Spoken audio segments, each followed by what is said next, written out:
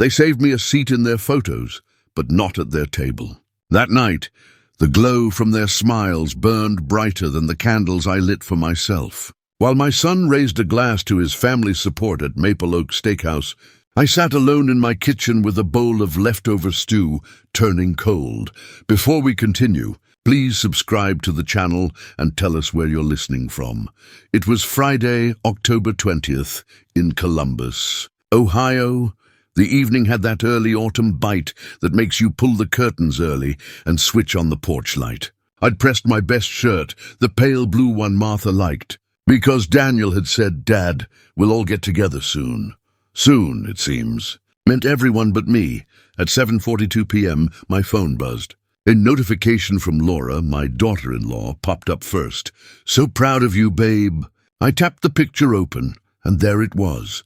Daniel at the head of a long oak table, his arm draped around her shoulder, Eddie beside them, even little Grace holding up a mocktail like she'd earned the promotion too. I zoomed in and my breath caught. Around Laura's neck hung Martha's silver pendant, the one I'd boxed carefully after the funeral 2 years earlier.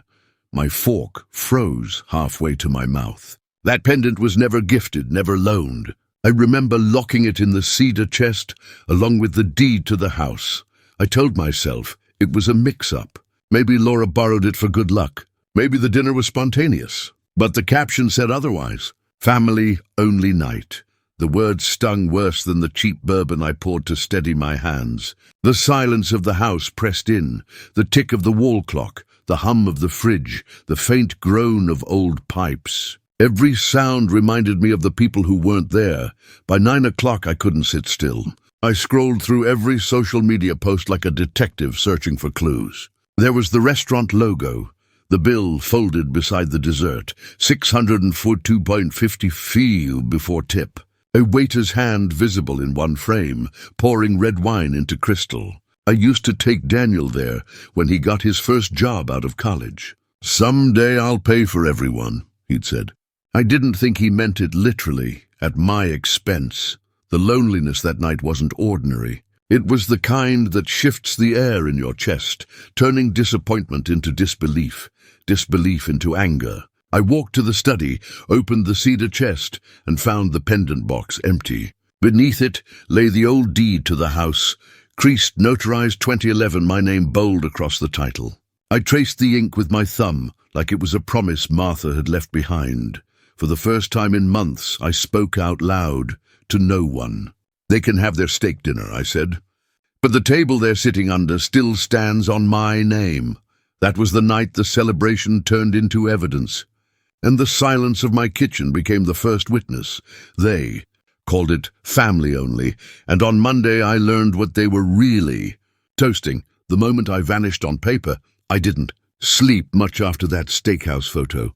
Saturday I tried to be practical.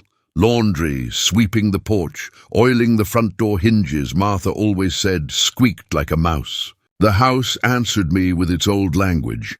The boiler thumped, the hall clock clicked, the oven timer dinged when my mind wandered and burned a pan of cornbread. By Sunday afternoon, the quiet was a weight. I laid out Martha's recipe cards like a lifeline.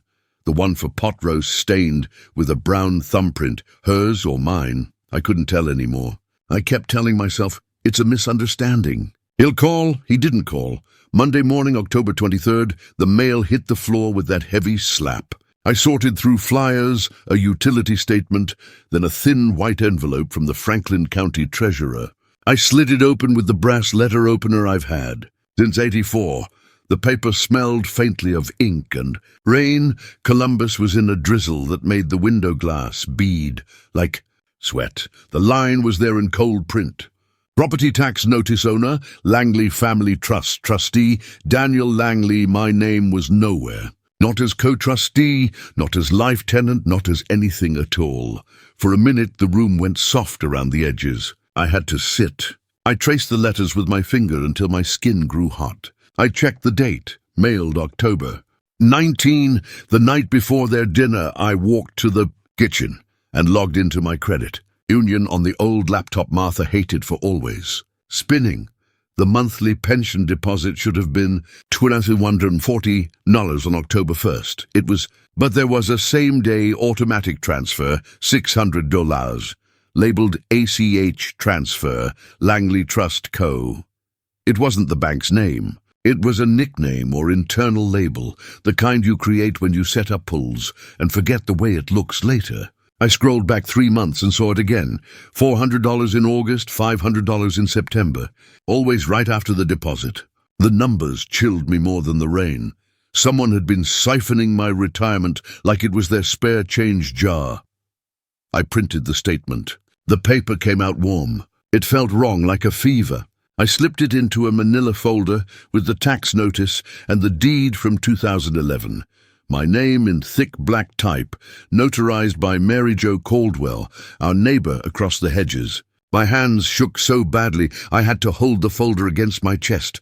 I put on my old green raincoat and walked the 12 blocks to City Hall because I didn't trust myself to drive. The sidewalk was slick with leaves. I passed a maple I'd watched flame red for 30 winters and tried to count the cracks in the pavement to keep my mind from spiraling. At the recorder's office, the fluorescent lights hummed. The floor smelled like lemon cleaner and old paper. "Help you?" the clerk asked. She was maybe 30, with a tidy bun and a stain at the cuff of her blouse, like coffee had kissed it and stuck. "I need to see the current title on 14 Fort 7 Briargate," I said, trying to keep my voice even.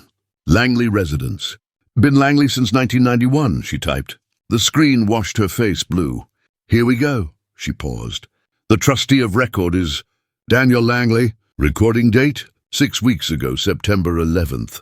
I felt the date like a slap and tasted metal. September 11th, 10 days after Daniel helped me tighten a loose banister on the stairs. He'd brought coffee that morning, called me the rock of the family, and pocketed the spare keys in case of emergency.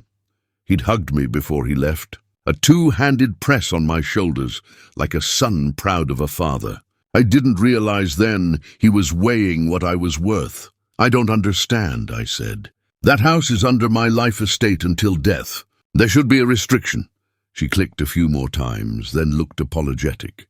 "There's a trust amendment recorded that supersedes it. I can print everything for you. How would an amendment get recorded without me signing?" My voice sounded thick. She didn't answer that. She slid across a stack, 5 pages, the new trust language, a notarial block from a strip mall notary I didn't recognize. The signature line said George A. Langley in a handwriting that looked like a rushed version of mine, if you squinted and wanted to be fooled. My stomach dropped, not from anger, but from a worse feeling, recognition of someone who studied me. When did this become active? I asked. Recorder's stamp is September 11th.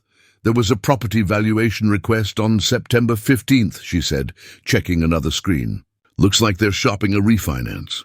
Thank you, I said. My mouth was dry enough to crack. I paid the $12.75 for copies and stepped back into a rain that felt like it had been waiting for me. Water stung my cheeks. Maybe I was grateful for the camouflage. I walked home slow, passing the sandwich shop where Daniel and I used to split a turkey club when he was 16 and perpetually hungry. I remembered him saying, mouth full, "When I make it, Dad, I'll take care of you." He did take care of my name, my keys, my pension, my home, folding them into himself until he could toast family without me. At my gate, Mary Jo was on her porch in a red sweater, her white hair tied scarf neat. "George?" she called, voice gentle. "You look like a man they're writing out of his own story." I couldn't trust my voice, so I held up the folder. She nodded, motioned me in out of the rain, and put on tea like we were back in 2009, when she notarized the original trust for Martha and me. "Sit," she said, setting the kettle. "Tell me everything slowly, and show me what they think they did." I laid out the papers, tax notice, the printout with the odd ACH transfer, $600, the recorded amendment, and like a talisman, the 2011 deed with her notary seal. She pressed her lips. "That's my seal," she said, touching the embossed circle. "And that means you didn't hallucinate your life." I tried to make a joke. It came out brittle. "Is that a legal term?" "It is now," she said. Then quieter, they can move ink around a page, but they can't erase a life estate without your wet signature. Not lawfully. She flipped through the new papers. This signature isn't yours. Looks like mine if you stand far away, I said. That's the point, she replied. She tapped the corner of the amendment.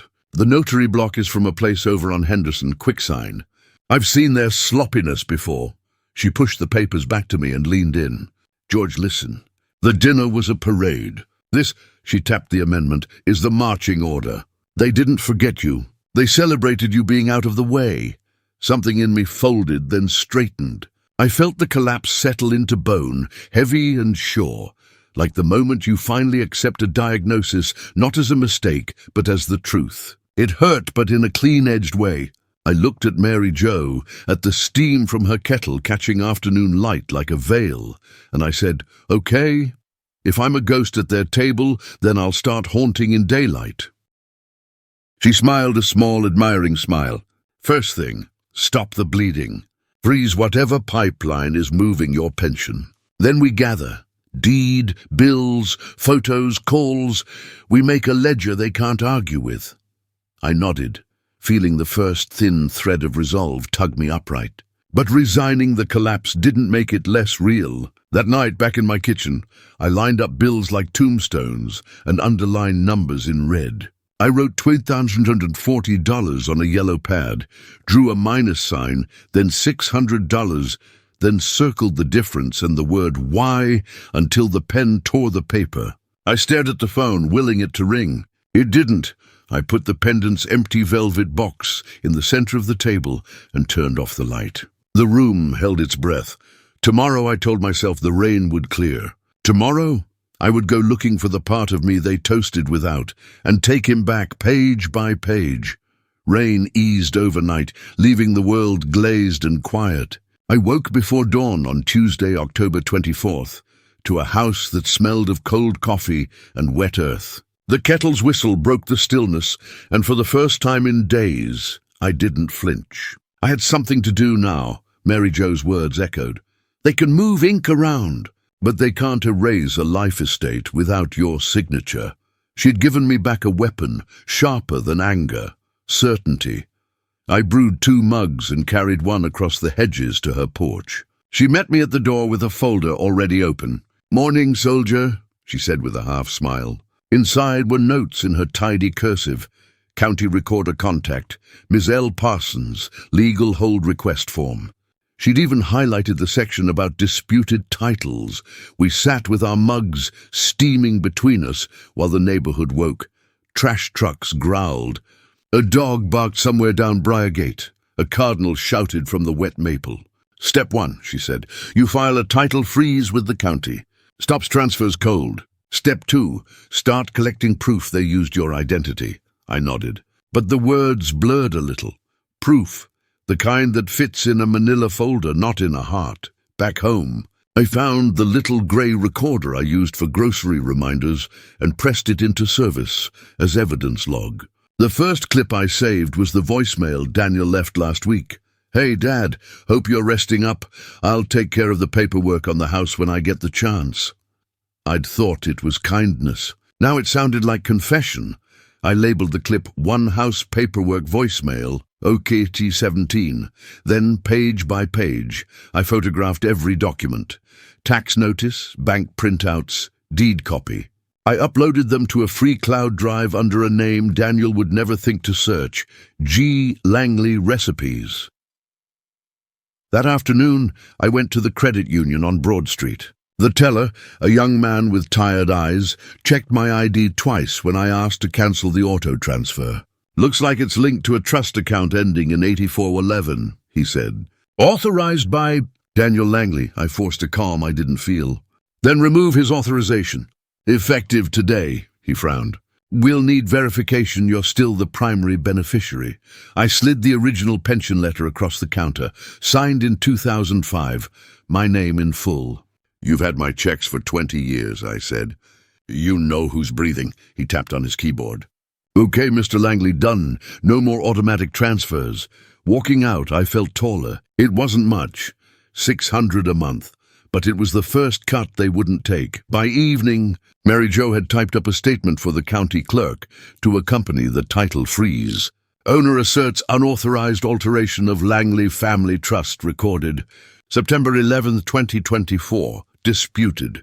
Pending verification of signature authenticity. I signed in blue ink and underlined my name once. Proof that I was still here.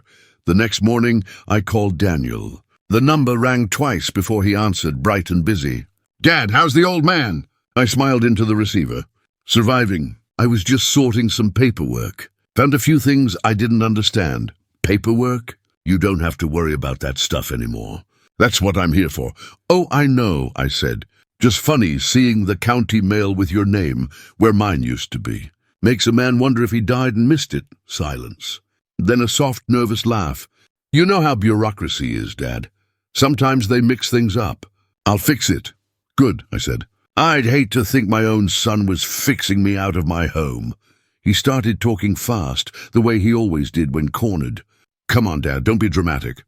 It's just easier for me to manage the bills with the refinance. Everyone wins." I'd let him talk, every word recorded clear as glass. After the call, I played it back once, just to be sure the tremor in his voice wasn't my imagination. It wasn't. That tape joined the folder.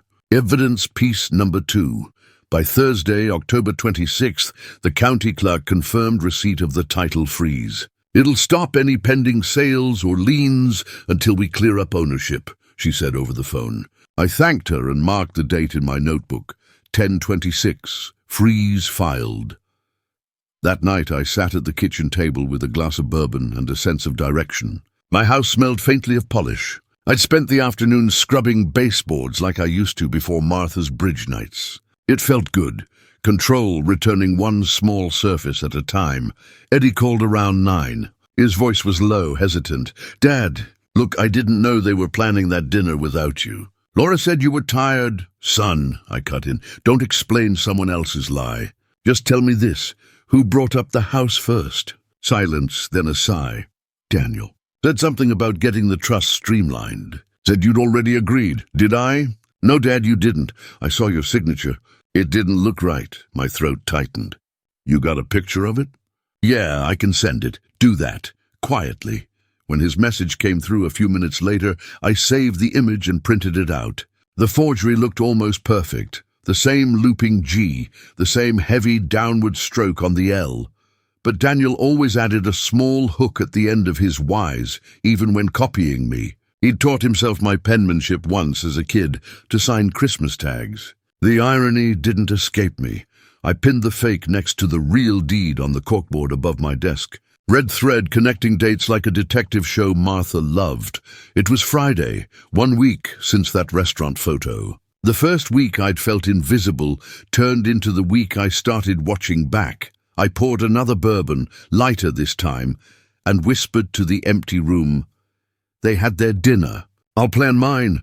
By the time October's last Sunday rolled around, my house didn't feel like a tomb anymore. It felt like a command post. The kitchen table that once hosted Thanksgiving dinners was now my operations desk. Tax notices stacked beside the recorder, deed copies pinned to a corkboard, and a single yellow pad labeled recovery. Mary Jo dropped by mid-morning with 2 cups of coffee and a thin smile. "Ready?" she asked. "As I'll ever be," I said. She slid a business card across the table. "Jeff Kramer and Associates, probate and elder law." "He's good," she said. "Used to audit trusts for the state. You'll like him." I met Jeff on Monday, October 30th, in a small office above a hardware store downtown. The walls were lined with dusty legal books that smelled of age and confidence. He was maybe mid-40s, sharp-eyed, wearing a navy sweater instead of a suit. He listened without interrupting, while I spread my evidence across his desk like a confession: deed, forged amendment, bank statements, Daniel's voicemail. When I finished, he leaned back. "You've got 2 paths, Mr. Langley, confrontation or quiet correction. Either way, we start with a title freeze, and you've already filed that. Smart move.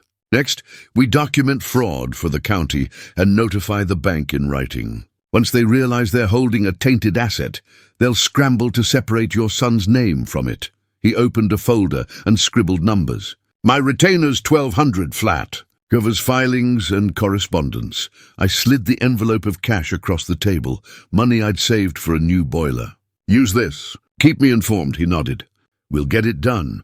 On the bus ride home, the city blurred past in grey streaks, shop fronts already dressing for Christmas, people chasing warmth and paychecks. I pressed the folder against my knees and realized something strange. I wasn't angry in that wild, helpless way anymore. I was focused. That evening, I called Daniel. I made my voice light, almost weary. Son, just checking in. Heard your promotion party went well. Oh, hey, Dad. Yeah, big night. I was gonna swing by this weekend. Don't bother. I'm tied up with lawyers and such. There was a pause. Lawyers? Just trust paperwork. Little things your brother noticed. The silence on the line stretched. Then he chuckled too loudly. Sure. Nothing serious, right? Guess we'll find out. I ended the call before he could recover. When I replayed the recording, I could hear it, the brittle edge under his charm. Veer, thin and metallic. 2 days later, Eddie dropped by after work, smelling of engine grease and guilt. I poured him coffee and slid the property tax notice across the table. Did you know about this? He stared at the paper. He said it was just paperwork, that you'd signed off. Do these look like my signatures? He studied the curves, then shook his head. No, Dad, they don't. Then it's time you help fix what your brother broke. Eddie swallowed hard. What do you need? Eyes and ears. Don't tip him off. Just pay attention. If he mentions the refinance again, record it. He nodded. You really think he'd... Son, I said, voice steady. That week felt like a chess match. Jeff filed letters with the county and the bank. Mary Jo notarized copies. I tracked every dollar. November 1st, pension deposit 2,040, transfer blocked. For once, the balance stayed whole. Daniel called twice and left cheery voicemails about family time. I saved both. Evidence pieces 5 and 6. By Friday, November 3rd, the first reply came from the county recorder. Title in dispute, pending signature verification. No sale or refinance authorized. I pinned the letter beside my deed. One brick of my life, safely mortared back in place. That night, the house hummed with a quiet energy. I cooked a small roast, Martha's recipe, and set a single place at the table. Across from me, the empty chair no longer mocked. It reminded, halfway through dinner, I glanced at the corkboard. Red threads, copies, receipts, the map of a man reclaiming his name. The bourbon beside me caught the lamplight like fire. I lifted the glass toward the quiet ceiling.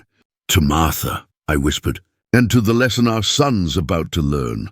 Then I set the glass down and opened a fresh page in my notebook. Across the top I wrote Phase 2, wait for him to blink, because revenge, I'd decided, wasn't about striking fast. It was about staying seated long enough for the guilty to feel the heat of their own chair.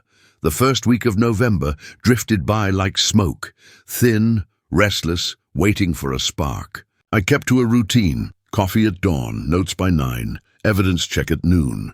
The world outside prepared for winter, but inside my little house, something else was thawing, resolve.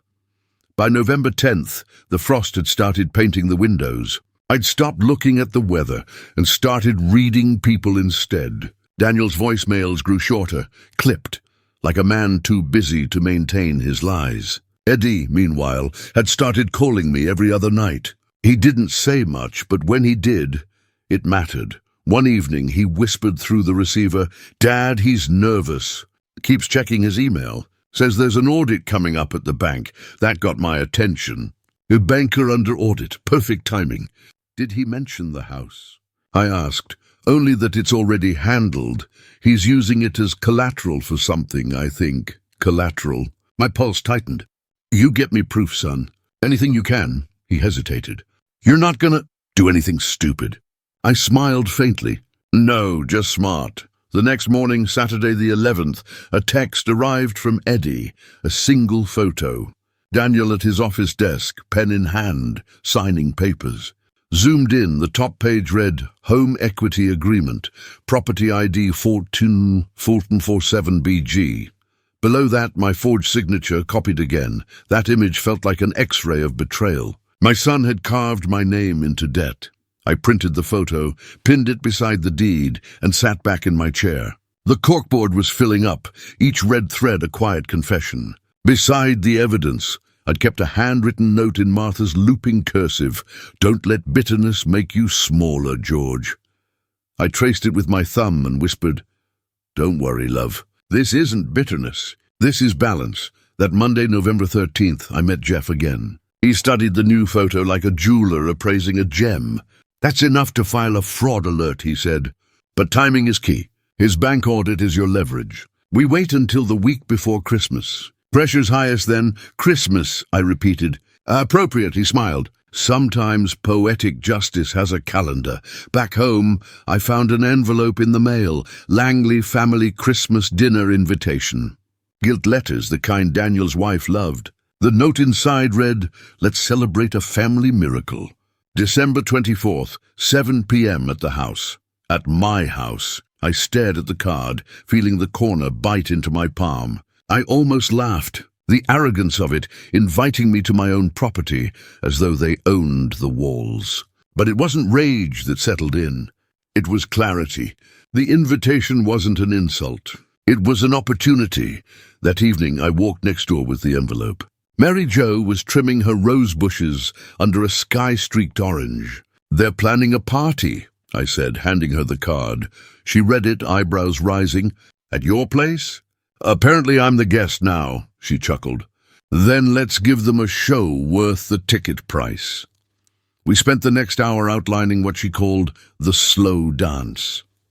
Jeff would finalize the county's verification by mid-December, enough to restore my name on the public record. Then on Christmas Eve, when Daniel toasted his success, I'd present the new deed, lawyer-stamped and undeniable. But I wanted one more layer. Evidence they couldn't deny in court or conscience, so I began building my own archive. Each night, I wrote short notes on index cards. Nov 14 bank call. Confirmed title freeze Nov 18. Eddie reports loan signed under my name. Nov 21. County confirms signature under investigation. Deck 2. Dinner invitation. Saved. Let's celebrate a family miracle. I clipped the stack together, tucked it in my jacket pocket. My portable truth. Still, tension buzzed under the surface. Daniel called again on the 25th, his voice tight. "Dad, heard you've been talking to lawyers." "That true?" "Just tying up loose ends." "Well, it's causing confusion at the bank. Maybe you should let me handle things." "I'm sure confusion's the last thing you need before your audit," I said, letting the silence draw blood. He hung up first. That night, Eddie texted, "He's panicking." Good. I opened my notebook and wrote across a blank page, December 24th, the night the truth eats with us. From then on, every action felt rehearsed for that stage. I replaced the dining room bulb with a warmer light, polished Martha's silver tray, and took the old pendant box from the cedar chest. It was still empty, but it wouldn't be for long. I knew how to fill it with truth, not jewelry. By early December, the snow started to fall, and with it came the weight of calm before a storm. The neighbors strung lights across their gutters. Laughter echoed down Briargate. And in my quiet kitchen, I practiced lines I'd never thought I'd say to my own child. "You celebrated my disappearance too early." By mid-December, the air in Columbus had turned to glass. The kind that breaks when you breathe too hard. Every morning I scraped frost from the inside of my own windows and thought of Daniel polishing his new car somewhere downtown, convinced he'd won. December 18th, a Monday. Jeff called. County review came back. "The amendment's invalid without your live signature. Title reverts automatically at year's end." "So the house is mine again?" "It never wasn't," he said. "But now the paper agrees." I thanked him, hung up, and wrote the date in my ledger in thick black ink. Then below it another line, 6 days until dinner. That evening Eddie stopped by, shoulders dusted with snow. He carried a small envelope. "He's losing it, Dad," he whispered. "Found this in his briefcase, foreclosure notice from a private lender. He used the house as collateral, missed a payment. I opened it under the kitchen light. There it was. Default amount 39 and 42 dollars, due deck 22. I laughed. Not a cruel laugh, more like disbelief that the world could balance its own scales so perfectly. The county freeze I'd filed back in October meant the lender couldn't seize what wasn't legally Daniel's. He'd trapped himself in his own fraud. "Eddie," I said, "you just brought me my Christmas gift.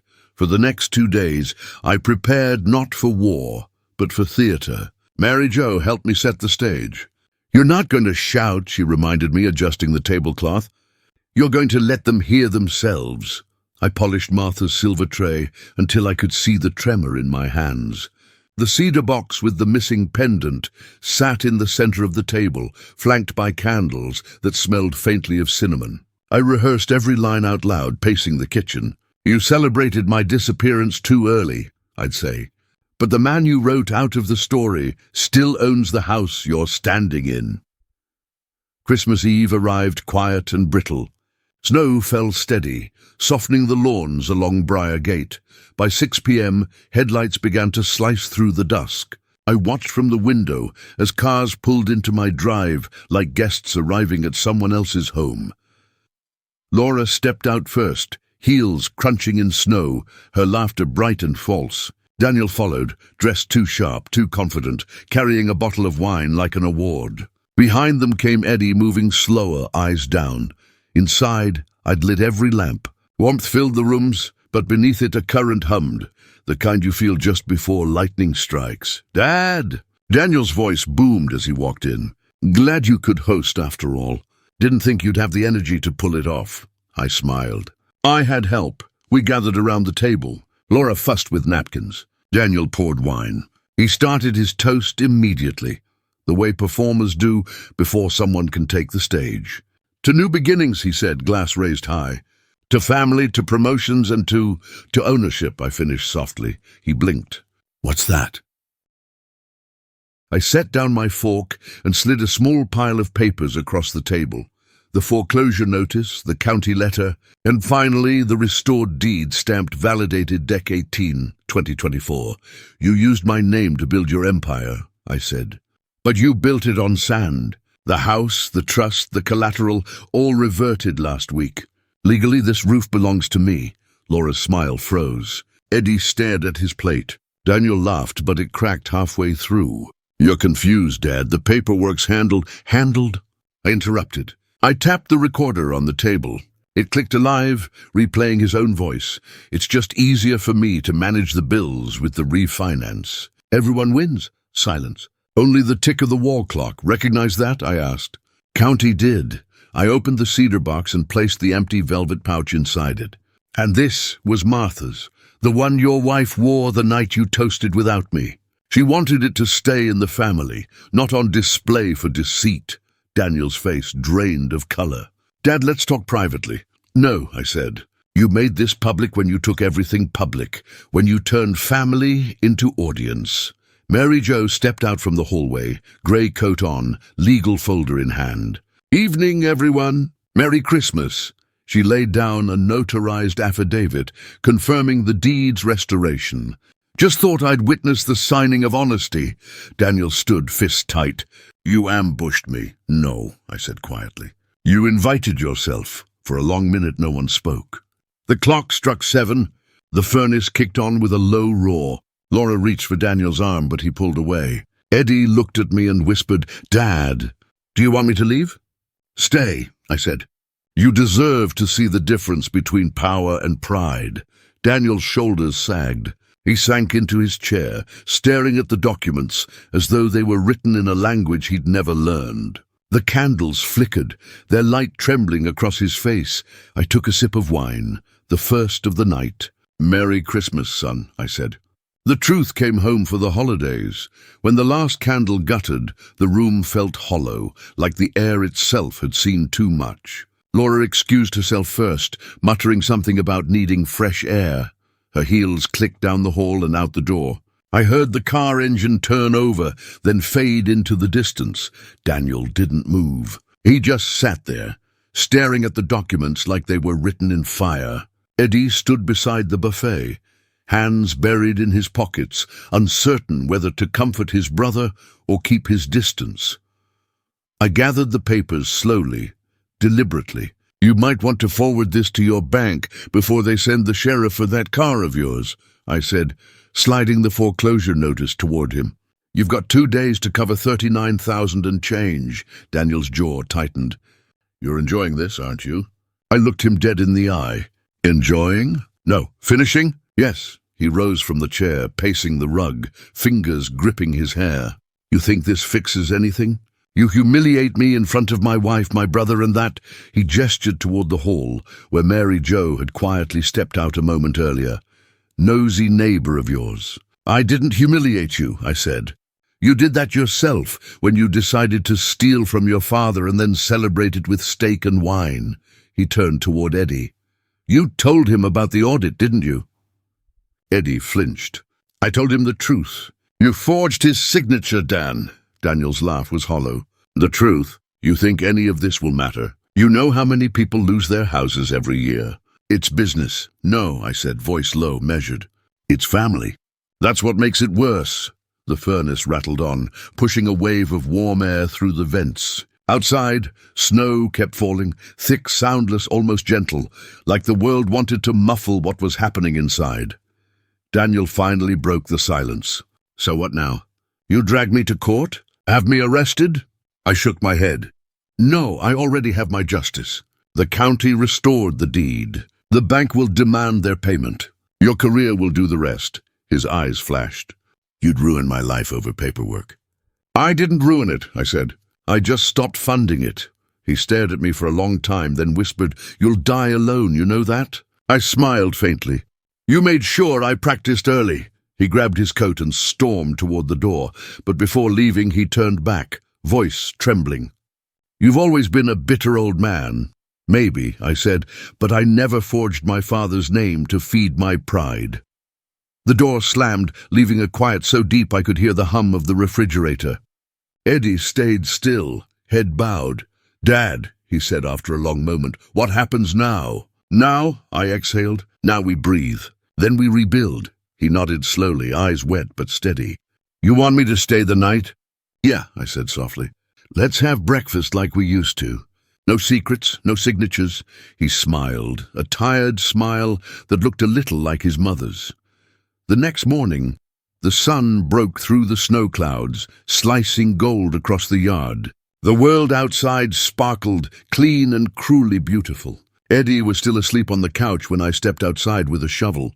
I cleared the walkway in long, even strokes, the kind Martha would have approved of. By noon, the first text came, from Daniel. "You'll hear from my lawyer." I didn't respond. Instead, I forwarded it to Jeff. 10 minutes later, he called. "Let him bluster," he said.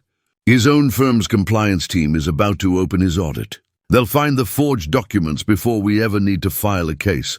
I felt a strange peace settle over me. Revenge, I realized, doesn't always roar. Sometimes it just breathes steadily while the guilty choke on their own panic. That afternoon, I walked the perimeter of the house, brushing snow off the fence posts, checking locks. Each one clicked firm beneath my hand. My keys, my doors, my home again. Inside, the table still held the traces of last night. 2 untouched glasses, a folded napkin where Laura had set her lipstick down, and 1 small streak of spilled wine, like a wound drying in daylight. I didn't wipe it away. Some scars need to stay visible. On December 27th, Jeff called again. "News from the bank," he said. "They've halted Daniel's bonus. There's a formal investigation pending, and the house title is clean, your name only." "Thank you," I said. "You want me to file charges?" I thought of Martha's pendant, of Daniel at the dinner table that night, the way his voice cracked when the truth cornered him. "No," I said. "Let him live with it." "That's punishment enough," Jeff chuckled softly. "Spoken like a man who's already won." After hanging up, I took the cedar box from the table and set it on the mantel. Inside, I placed the verified deed, folded neatly where Martha's pendant used to be. Some inheritances, I decided, weren't about jewelry. That evening I made tea and sat by the window. Across the street, Christmas lights still blinked from the neighbors' porches. Families laughed, clinked glasses, shouted over board games. My house was quiet but not lonely. For the first time in months, it felt honest. Eddie walked in holding 2 mugs. "They're saying Daniel's on leave," he said. "Bank's calling it an internal review." "Good," I said. "Maybe he'll have time to remember who he was before ambition made him cruel." Eddie studied me. "You still love him, don't you?" "Always," I said. "But love doesn't mean letting someone keep stealing the light." We drank in silence. Outside, wind rattled the gutters, shaking free the last icicles. When he left later that night, I stood at the doorway watching him walk down the drive, his breath ghosting in the cold. For a moment, I saw him as a boy again, backpack too heavy, always looking back to make sure I was still watching. 2 days later, a letter arrived, not from Daniel, but from his employer. It was short and formal, effective immediately. Daniel Langley is suspended pending investigation into fraudulent documentation related to personal financial dealings. I folded it once and placed it beside the tea mug on the table. No triumph, no celebration, just closure. That night, as snow began again, I whispered into the stillness, "You see, Martha, justice doesn't always come from judges. Sometimes it comes from old men with steady hands and good neighbors." And for the first time since that restaurant photo, I slept without bitterness tightening my chest, only a quiet relief, like a wound finally deciding to heal. The year turned over quietly, as if the sky itself wanted to start clean. Columbus lay under a new sheet of snow that January morning when I read the headline on my laptop, "Bank Manager Suspended Amid Internal Fraud Probe." There was no photo, but the words were enough. Internal fraud, unauthorized loans, forged documentation. Daniel's name came at the end of the article. Small but unmistakable. Pending review. Employee Daniel Langley has been placed on administrative leave without pay.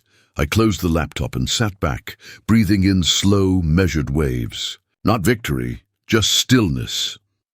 Later that day, Jeff stopped by the house with a manila folder. "Final paperwork," he said.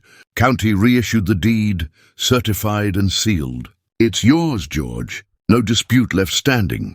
He laid the folder on the table, then nodded toward the fireplace. "You kept the old box?" "Yeah," I said. "Martha would have liked that it stayed full of proof instead of ashes." He smiled, reached into his coat, and handed me another paper. "And this bank restitution order.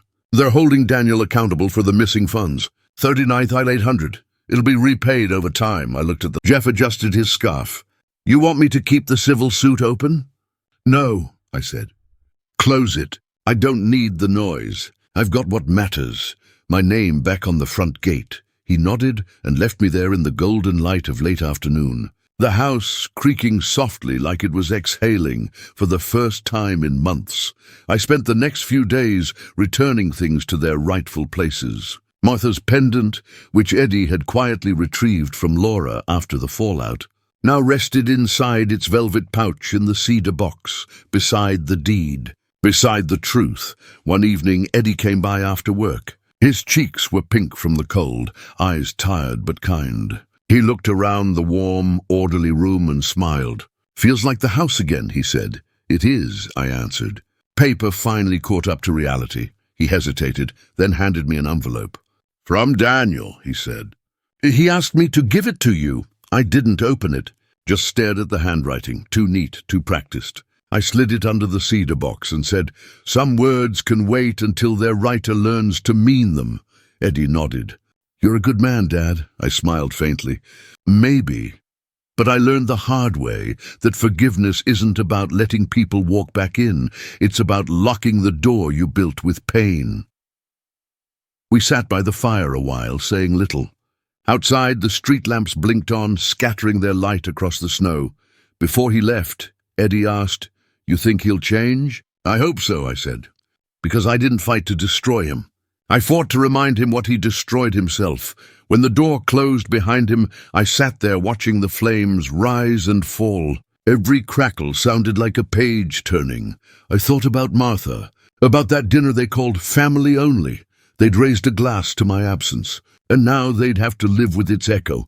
Some debts, I realized don't come with payment plans. They come with lessons written in silence. I leaned back, the warmth wrapping around me like an old coat, and whispered to the empty room, "Justice isn't loud, it just waits long enough to be heard." Snow softened the world that winter, as if forgiveness had taken physical form and fallen from the sky. The house was quiet again, but not the kind of quiet that bruises you. It was the quiet of something healed. Scarred but steady, most mornings I made coffee and sat by the window where Martha used to read the paper. The steam curled against the cold glass while the neighborhood stirred to life. Kids waiting for buses, dogs barking, a mail truck idling at the corner. Life went on, as it always does after storms. I kept the evidence board up for a while, not out of spite, but as a reminder. Every thread told the story of how close I'd come to disappearing from my own life. One afternoon I took it down piece by piece. The red string left faint lines across the cork, ghost veins of truth. I rolled them up carefully, set the photos aside, and replaced the space with something else, a framed picture of Martha smiling in her garden. "You'd have handled it quieter," I told her photo. "But you'd have handled it." Sometimes I still heard Daniel's voice in my head, cocky, confident, trying to convince me everyone wins. I wondered if he understood yet that winning without integrity is just losing in advance. I didn't hate him anymore. Pity had taken hate's place. The way moss grows where fire once burned, Eddie came by often, bringing groceries or just stories from work. He'd tell me about customers at the garage, or about the stray dog that followed him home once. I noticed the way he lingered, checking the locks, turning off the porch light, small protective gestures that said more than words. One night, as he was leaving, he stopped at the door. "You know," he said, "I used to think you were stubborn, but now I think you were just steady." I laughed softly. "That's the nicest thing anyone's said to me in a while," he grinned. "Don't get used to it." After he left, I stood for a long time in the empty hall. The same hall where Daniel once ran through holding his report cards, shouting for me to look. Memory's funny like that. It doesn't always ache. Sometimes it just hums quietly in your chest. By February, the days grew longer. I started walking the neighborhood again, nodding to neighbors who'd read about Daniel's suspension in the local paper. Some offered sympathy, others curiosity. I didn't explain much. "Just a family matter," I'd say, and keep walking. Mary Jo joined me once, bundled in her thick scarf. "You seem lighter," she said. "I put down what wasn't mine to carry," I told her. She nodded. "That's the real revenge, George. Living well enough that the wrongdoers fade to background noise." That line stayed with me. A week later I opened Daniel's letter. It was short, handwritten on plain stationery. "Dad, I'm sorry. I don't expect forgiveness, but I needed to say it. I've started therapy. Lost a lot, but maybe that's how learning works. I hope one day we can talk again."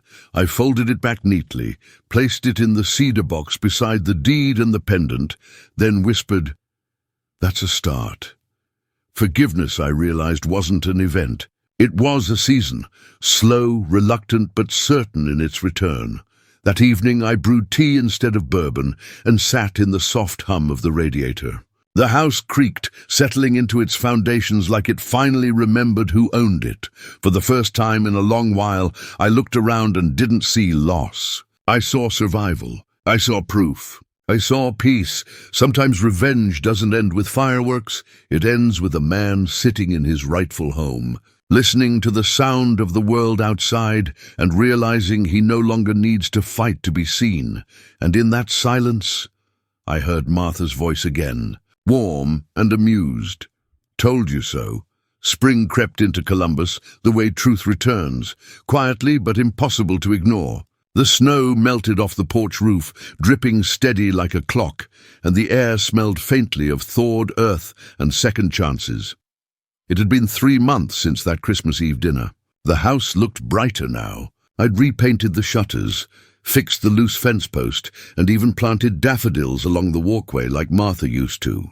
Each day felt less like survival and more like living again. Daniel hadn't called, but he'd written a second letter in late March, longer, heavier. I read it once, sitting by the same table where he'd once forged my name. Dad, I've lost my job. They let me resign quietly. Laura's staying with her sister. I can't blame her. I don't know who I became, but I know it started with wanting to impress you, then needing to outgrow you. I thought success would make me bigger, but it just made me hollow. I'm sorry for what I did. If there's anything left between us, I hope it's not hate. I folded the letter and set it beside the first one in the cedar box. Then I wrote a single line back on plain paper. When you learn to build something honest, the door will be unlocked. I didn't sign it. I didn't have to. In April, the local paper ran a small follow-up. Former banker repays funds in elder trust dispute. It was a quiet story, tucked beneath the classifieds. Most folks probably skimmed past it on their way to the sports page. But to me, it was the punctuation mark at the end of a long, brutal sentence. Jeff called to check in. "You all right, George? It's strange, isn't it, when the noise stops?" "It's more than strange," I said. "It's peaceful, like I've finally caught up to my own heartbeat." He laughed. "Then you're ahead of most men I know." I started volunteering at the community center a few weeks later, helping seniors with paperwork, pension forms, housing management suspension pending investigation. I took a slow sip of coffee and smiled. There it was, life's quiet poetry. You don't always get to see karma work overtime, but when you do, it's a show worth the wait. That afternoon I walked downtown, past the closed restaurant. Its windows were papered over, the closed for renovations sign already curling at the edges. I peered through a gap in the paper. Inside, the once polished tables sat covered in dust. The chandeliers hung like dead stars. I imagined that night months ago, Daniel laughing, Laura clinking glasses, the family I raised pretending I was invisible. And now, silence. It didn't feel triumphant. Just complete, like a story ending exactly where it should. I turned away and walked toward the riverfront, where Columbus's skyline shimmered in the afternoon haze. Kids rode bikes along the path, couples fed ducks, and somewhere a street musician strummed, "What a Wonderful World." The irony wasn't lost on me.